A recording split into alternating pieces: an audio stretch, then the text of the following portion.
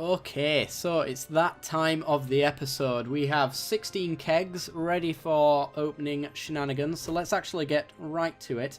Do we want to open a keg now? So kegs are essentially packs like in Hearthstone where you get X number of packs, or even in Magic Duels as well. So we get 5 cards in total, but from the first bit, this is why I really love opening these kegs. They're so much fun. Not for the animation, but we only get 4 initially. So if we look through our cards, we've got Clan Brockfar Archer, immune to rain, remove 1 strength from 3 non-gold units. I only have 1 of these at the moment, so that's actually quite good. We also have Adrenaline Rush. You may have noticed as well, there's for those who don't know, the coloured banners on the side are an indication of what clan you can actually use it on, what faction. So these are, I can't remember the name now, they're like the Vikings, not Scoia'tael. Skellige, that's the one. So these are the Skellige, and brown means that it's universal, so these can be used in any single deck. So we've got Adrenaline Rush here, which allows us to keep a non-gold unit on the battlefield until the end of this round. So actually I really did need one of these, because I have a deck in mind for the next week. So let's enjoy that one. And then we've got the Northern Realms. Redinian Elite. If 3 or more Redinian Elites are on your side of the battlefield, convert them to gold until removed from the battlefield or the round ends. So, Northern Realms, one of their main abilities is, if you have a gold unit, it gets +2 for being gold, essentially. So, having these guys out, if you have all 3, then you get an extra 6 strength, which is pretty awesome. And monsters, which is what I'm really happy about. Vran Warrior, it's just a no ability. But this is the best part of opening packs. If we continue, we get the choice of 3. Oh my god, I've been wanting one of these forever. Ragnarok, this is the one we're going for. It allows us to spawn frost, fog, and rain effects. So this is what we're going for. It's an epic card. I think it costs like 800 scraps to build. So I'm glad to have one of these. But we'll have a look through the other one. We've got Isengrim, spawn 1 Commando Neophyte on a random row whenever you play a special card. So a Neophyte, I think, is a 2 strength creature that can go on any row. And then we have the Keiran. Destroy 3 loyal non-gold units and add their strength to this unit's base strength. When removed, set base strength to 8. So essentially you absorb the strength of 3 different units, which is pretty good. Goes well with absorb decks in monster decks. We're going to go with Ragnarok. Apologies if I do butcher any of these names, but I am not Nordic, nor have I really played that much Witcher, so I haven't heard anyone use these words. So let's go to the next keg. Open number 15. We've got some Skellige cards. Clan Torag Shieldsmith. Add 2 base strength to non-gold units on your side of the battlefield. That's pretty good. There's a lot of weakness mechanics in Skellige. Light Longship, immune to rain. It's not too bad. It's really good against monster weather decks like ours, because we can't debuff that strength. And then we've got Universal. Manticore Venom. It's not too bad. Not too great either. Remove 4 strength from all instances of a non-gold unit on its side. So if they've got 3 light longships, it'll do 12, essentially. But minimum, it'll do 4, which is alright. And then we've got Dwarven Mercenary. So this is another deck that I want to actually play around with. Dwarves is a really cool faction. So for those who are into Magic, there's a lot of tribes in this deck. There's Dwarves, there's Wild Hunt, and then there's Breedable, which is kind of a tribe in itself as well. So gain 2 strength for each Dwarf unit on your side of the battlefield. That's not too bad. Let's go to our rares. And for our rares, we actually don't really have anything too interesting here. But I think I want to go with a reinforcement. I've got plans for this card.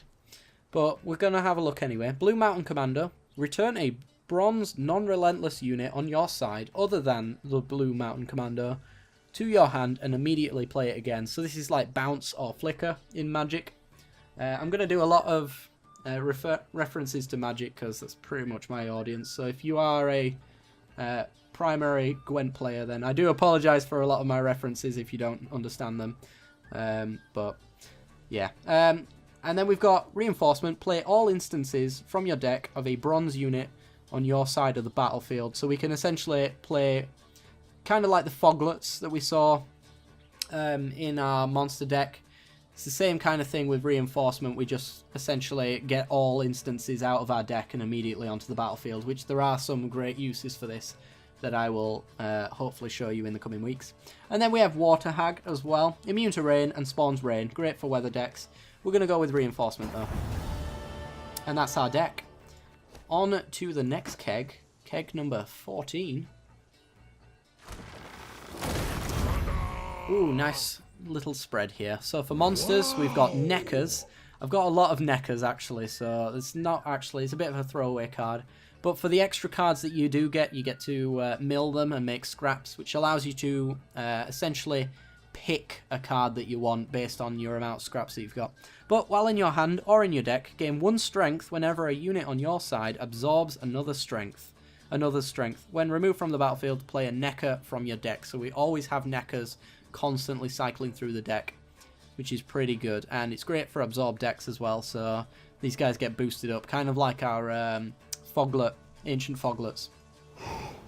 We then have Blue Stripes Commando. Yet again, I think I've already got 3 of these, but this comes in many different art styles as well, so I think this might be one of the art styles that we don't have, which is pretty sweet.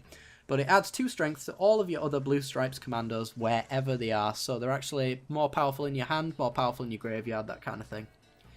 We then have for the Skellige, Berserker Marauder. When moved to the graveyard, transform into a bear.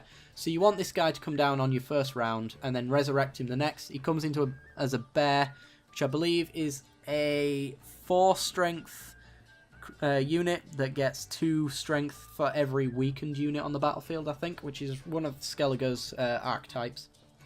And then Scoia'tael. We've got Dwarven Skirmisher. Remove 3 strength from an opposing non-gold unit. If it's not destroyed, then the Dwarven Skirmisher goes up to a 6 strength creature, which is pretty sweet. That's not bad. Let's go to our rares. And we didn't get an epic card, but we do get Field Medic, which we only have 1 of. Resurrect a random non-gold, non-permadeath unit. I could do with an extra 1 of them, actually. Svanrieger, if possible, discard a card and draw a card. I don't have many discard outlets or focused cards in my collection right now, so I'm actually going to shy away from him, although he is very good. And then Hawker Healer adds 3 strength to all other non-gold units on the row, so we can actually flicker this guy in Scoia'tael. It's pretty good. With the previous Commando, which brings it back to our hand, brings it back again, we can do this repeatedly. But I'm going to go with a Field Medic here, because I need that for a future card. No, future deck, sorry. Let's go for another keg. Ooh, more monsters. Awesome. Queen's Guard. I have all 3 of these, I believe, but they are pretty good. Resurrect all Queen's Guard and gain 1 base strength to your Keris unit wherever it is. So, Queen's Guard are essentially like our Wild Hunt Riders, except for they've got more resurrection focus. We want to discard these into our graveyard, play 1 of them and get all of them back for card advantage. That kind of thing. Goodie. We then have Arakas. I think I've got more than 3 of these, so that might just be a throwaway card, but it is good. Play all Arakasai from your deck. So every single Arakas gets put onto the battlefield immediately into the ranged row. Wow. For Northern Realms, we have a bit of a throwaway card here. 7 strength, Dunbanner Light Cavalry with no ability. And another Vran Warrior. So this has been a bit of a crappy pack, but we could still get a decent card on this epic one, and we don't. What we do get is Reinforced Trebuchets. We already have 3 of these, so we don't want to pick one of them because it'll essentially just get thrown away for scraps. So the choices are, I should mention as well, every 3 turns remove 2 strength from a random opposing non-gold unit. Do have some plans for you. You're going to be very interesting to me if I can get the deck working. But let's have a look at Blue Mountain Commando. We don't have any of these. This is one of the things for flickering cards back. It's very awesome. And we also have a Commander's Horn to double strength of all non-gold units on a row, and then banish it, which means it won't go into our graveyard for us to reuse. I think I want to go with the Commander's Horn, because it is for a universal deck, so we can use it in a lot of things, and we only have one of them. So that's the one we're going to go with. And then we'll go into the next keg. Apologies for any veteran Gwent players out there that might be shouting at their screens now because maybe I've thrown away an epic card, but I'm still kind of getting used to the deck as the game as it goes. And we get another Necker, which is a throwaway card. An Elven War Dancer. Gain 4 strength whenever an ambush is played. So ambush is like for magic, it's morphs essentially. These cards are placed face down and they get revealed whenever they get triggered or at the end of the round essentially. So the Elven War Dancer gets 4 strength whenever we play any kind of ambush card. So we want to play this guy pretty early on, or this gal, pretty early on into the round to get the most advantage out of her. We then have Elven Mercenary. Play a random non-gold special card from your deck. We can really exploit this. So non-gold is essentially like war cries and stuff like that. We can cheat it out a little bit by making sure that we draw into exactly what we want. By making the only non-gold cards something very specific, then we know Elven Mercenary does something extremely specific and not random. Wow. And then we get ourselves a light longship as well, a 7 strength, immune to rain. It's not too bad. And we miss out on the epics again, unfortunately. But we have Clan Tourist Search Skirmishers. When resurrected, gain 4 base strength. We are collecting quite a fair bit of graveyard recursion for the Skellige, so that might be an option for us. Also, Monster Nest, though. Spawn a base copy of all breedable units on your side of the battlefield. So breedable, I mentioned a bit earlier, is like a tribe. So essentially it makes a copy of every single unit that has breedable in its type, which can get out of hand really, really quickly. I do kind of like that, but we've got Dimeritium Shackles. Reset any unit on the battlefield to its base strength. If gold, convert it to silver, or bronze, if that was its original colour. No, I don't really like Dimeritium Shackles. There's a card called Dimeritium Bomb that does that for everything. So I'm really not too fussed about the Shackles. I feel like there's a better card, and we do have a Dimeritium Bomb already. So it's between these two. And I think I'm going to go with Monster Nest, so that we have all 3 copies. I think they were both the same value anyway, so we'll go to the next keg. Got 11 left. Nice. For Northern Realms, we've got Blue Stripes Commando. Another reprint. There's a lot of art styles in this game, and they're really good arts as well, which is awesome. But yeah, add 2 strength to all of your other Blue Stripes Commandos wherever they are. A bit of a throwaway card, might be getting milled at the end of this. Dol Blathana Archer. Remove 5 strength from an opposing non-gold unit. This guy, or gal in this case, I think most of these elves seem to be women, so yeah, we're going to go with gals. Can be really out of hand. So these Scoia'tael, if you go down the elf route, it's very much about flickering and reusing cards. So to reuse this is really good. So I'm very happy to have this card. Alzo's Thunder. I think we already have 3 of these, so that's a bit of a throwaway, but you're pretty sure you probably saw it in the games. Removes 7 strength from a non-gold unit.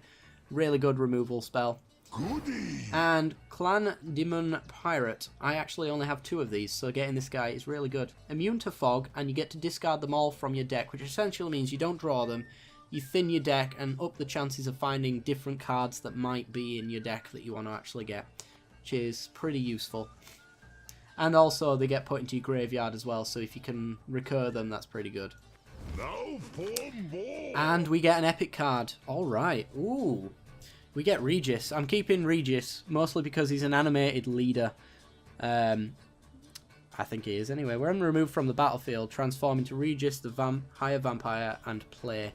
Yeah, the animated cards are the rarest, so we're absolutely going with this one, because it might be a long time since until I see another one of these. We do also have Isengrim as well, spawn 1 commander neophyte. And Coral, spawn fog and rain effects on the opposing side only. That doesn't seem too good, to be honest. Fog and rain for monsters helps out by generating foglets, and rain, they don't really play too many on the back row, so against monsters this isn't too good of a card, but against Scoia'tael perhaps it could be quite good, and we could focus this as well to suit our deck. But I'm going to go with Regis because that is an animated epic card right there, and I'm going to be using a lot of him. Let's open the next keg. 10 more to go. For Skellige, we get Clan Uncrate Warriors. I think I've got all 3 of these, but these are for a weakness-based strategy. So Warcry is a card that you use for them, which doubles the strength of all weakened units. This guy comes into play weakened, which means that you can Warcry him pretty easily, and you don't have to actually weaken your own units. We then have Dunbanner Light Cavalry, throwaway card, and Reaver Hunter. These guys are really cool.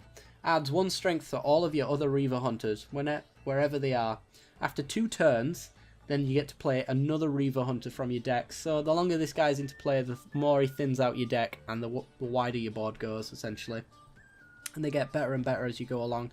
And then you want to promote these guys once all 3 are out, and you get the best advantage out of them.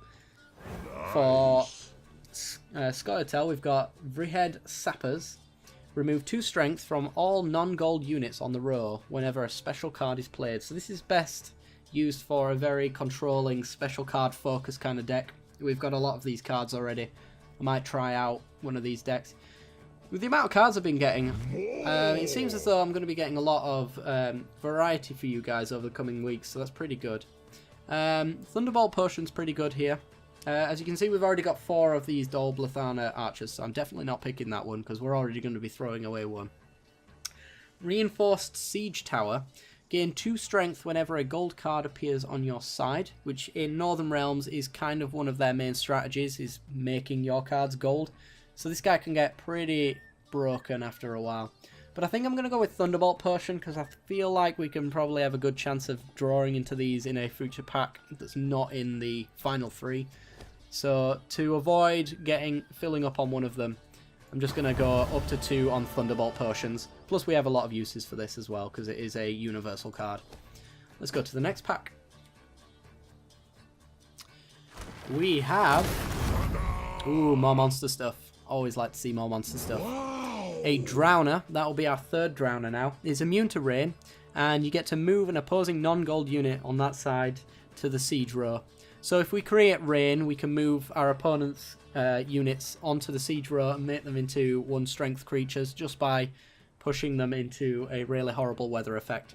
And against monsters as well, you've got your Wild Hunt Riders that are immune to frost, but they are not immune to rain, so you can move them over as well. So if they've played their Eredin, for example, it's a 9-point swing just on their side alone with the Drowner, plus the 5 from playing it, which is pretty sweet. Another Necker, which is another throwaway card, unfortunately.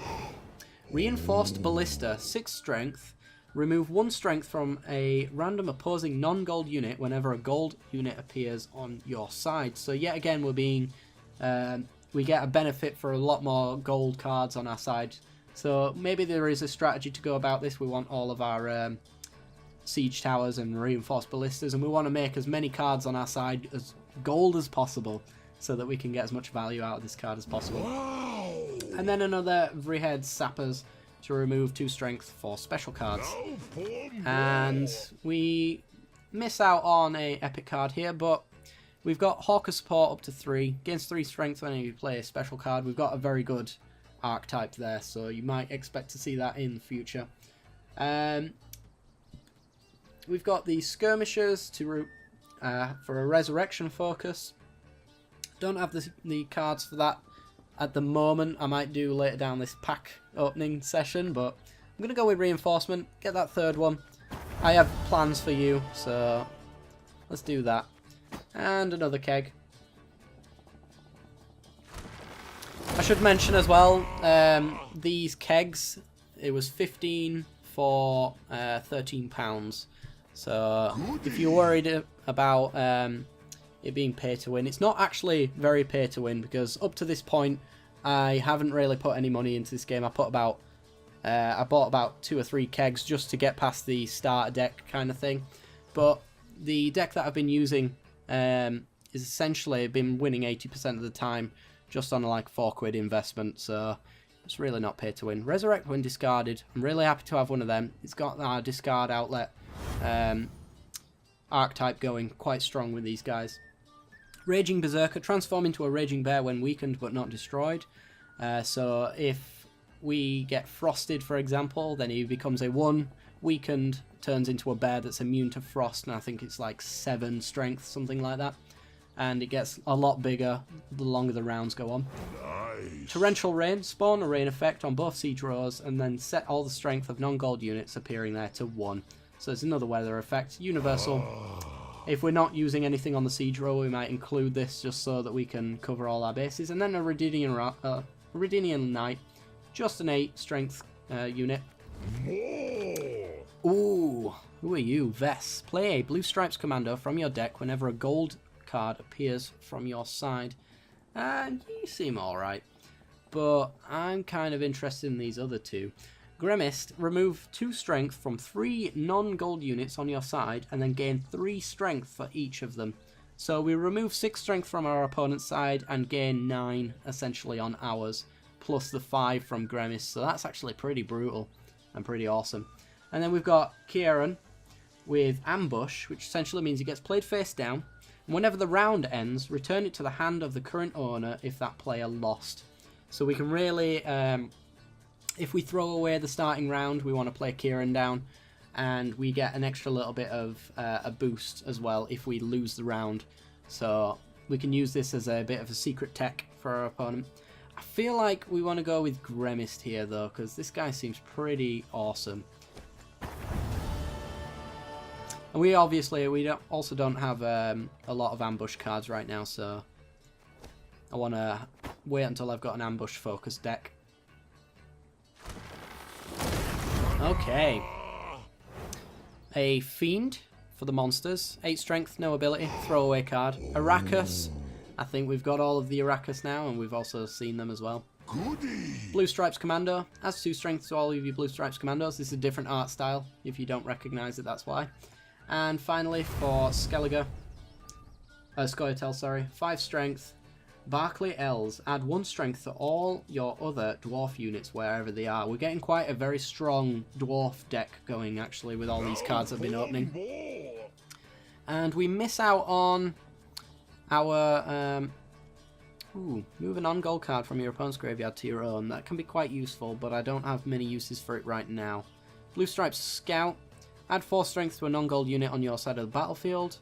And Scorch. I think we definitely want to Scorch. There's really good value in that. Destroys the strongest non-gold unit on the battlefield, which you got to use very tactically because it also includes your own. So you've got to have...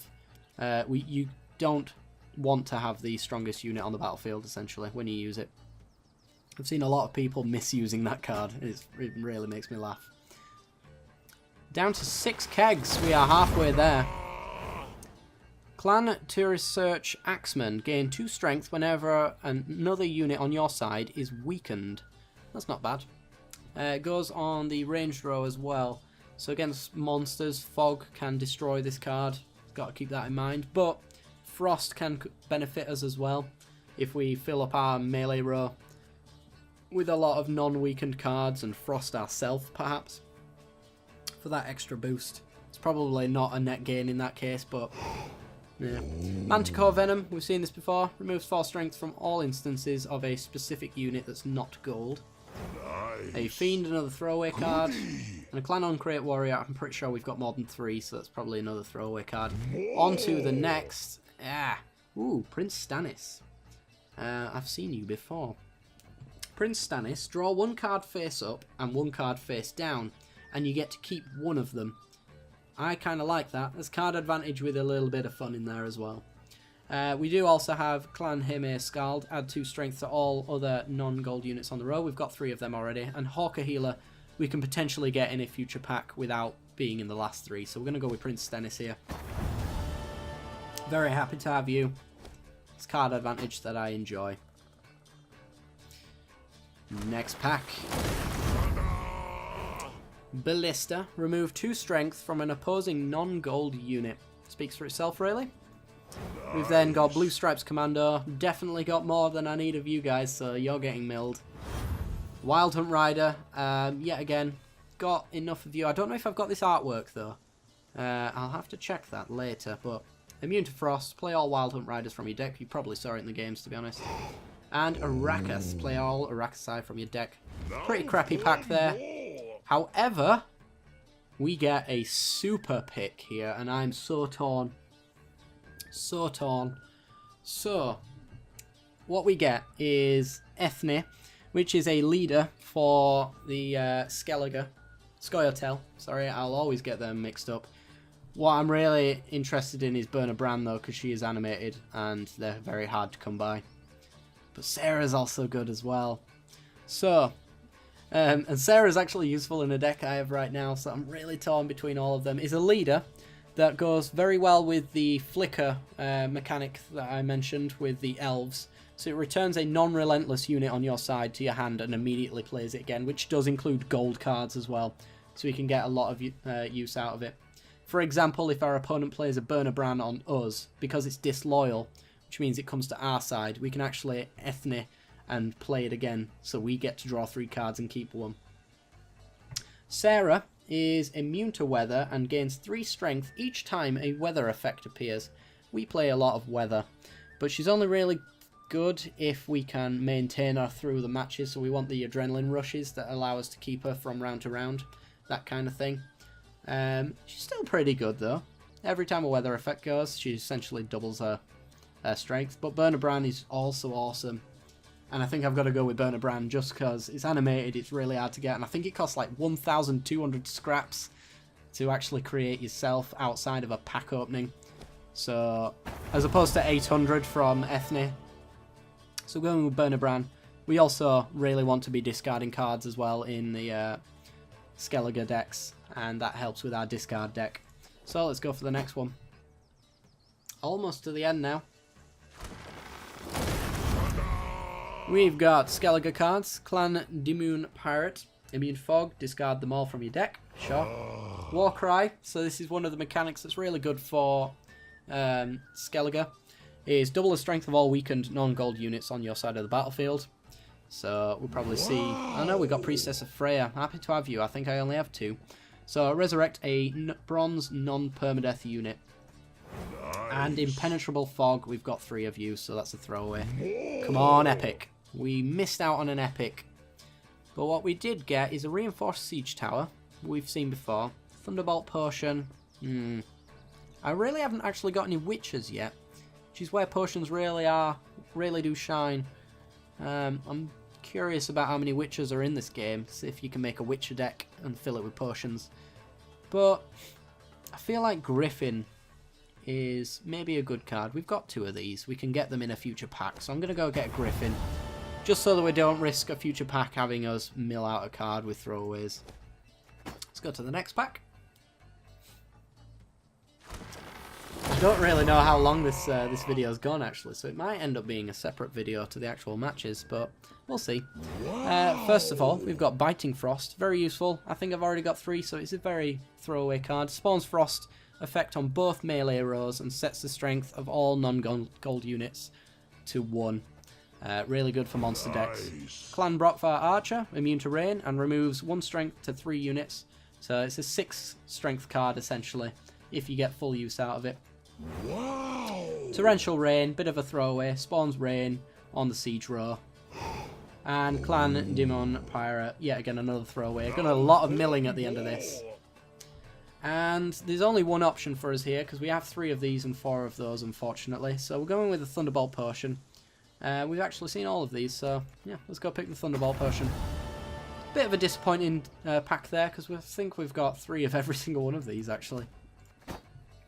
One of the downsides of pack openings, but the upside is that we can mill these, which allows us to create cards that we want, very specific cards anyway. Dunbanner Light Cavalry, throwaway card. Rehead Officer, or Rehead Officer, I don't know if this is a silent V, adds 1 strength to the weakest non-gold unit, brackets S. So if we've got a lot of 1 strength units, it adds 1 to every single one of them, except itself, and then removes 1 strength from the weakest opposing non-gold units. Yet again, could potentially be plural. If it draws, essentially, it does it to all of them, which is awesome. Caedwenny Sergeant, convert a gold unit to silver.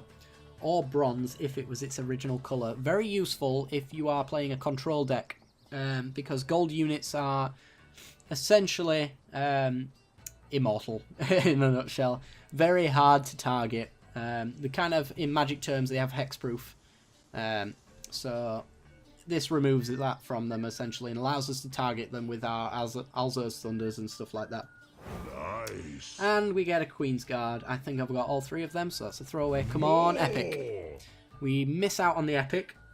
But what we do get is either an Arrakis Behemoth, which I think I'm going to pick, because I'm going to try and make an absorb deck actually, which you become very useful in.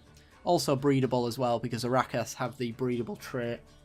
So this goes into 2 different archetypes that I've got planned. Field Medic is good though. Resurrects a random non-gold, non-permanent permadeath unit for the Northern Realms.